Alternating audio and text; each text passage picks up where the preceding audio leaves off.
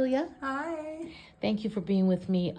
So when you sold your first painting, how did you decide the price? Well, my first painting, my mom had a little art gallery in St. Louis, not St. Louis, but St. Genevieve. And so I had a couple paintings that I painted and I put them in the window and I just put $100 each. Did sell them and for $100 each. Well, And I that's was great. pretty excited about that. But pricing is really, really hard. And I always think that it's better to move your pieces and paint more so it'll feed your creativity and then your confident level. I think too many people put it too high in the beginning and then they get discouraged. So That's a great point. So when you set up your business, how did you calculate your prices? Did you include your labor?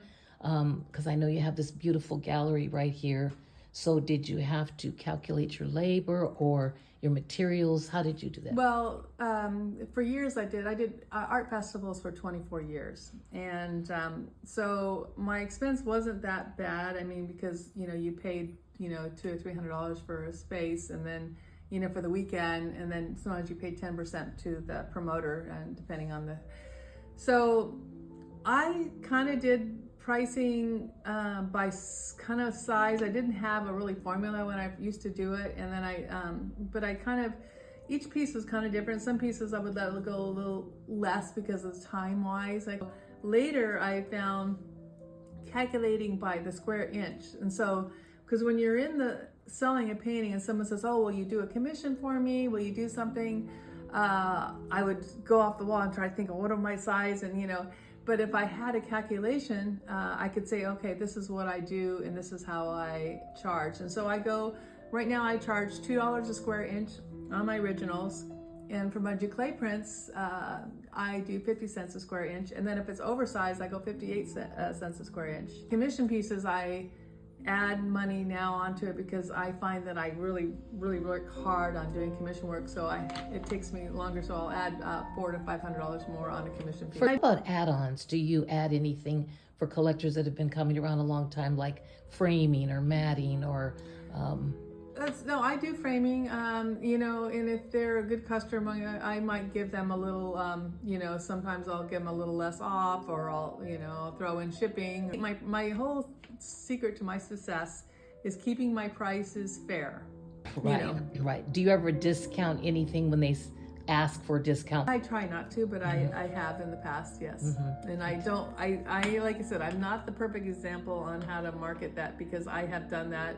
And I give them discount, and a young couple comes in here, and my heart just bleeds for them.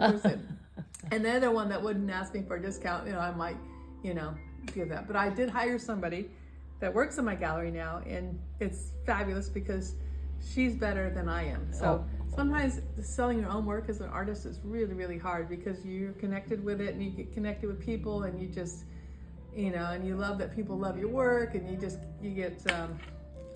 It's hard. For sure. You sell retail? Would you say wholesale or, how does that work for you? So that's another problem. And I used to be with a lot of galleries, and they would mark up my work 50 to 60%.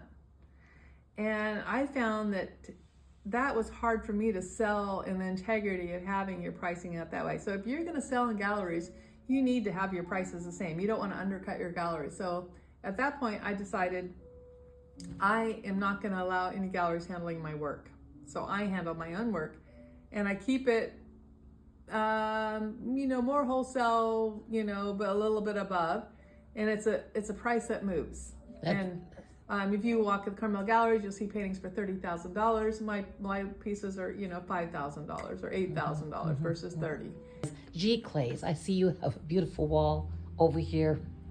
Do you number them or? I don't number them. Well, I could number them and I could go higher prices, but I think it's a little bit, there's a number game. So what I could do is I could do a piece and number it and then redo another size, but just a little different size, and I could start a whole nother number game.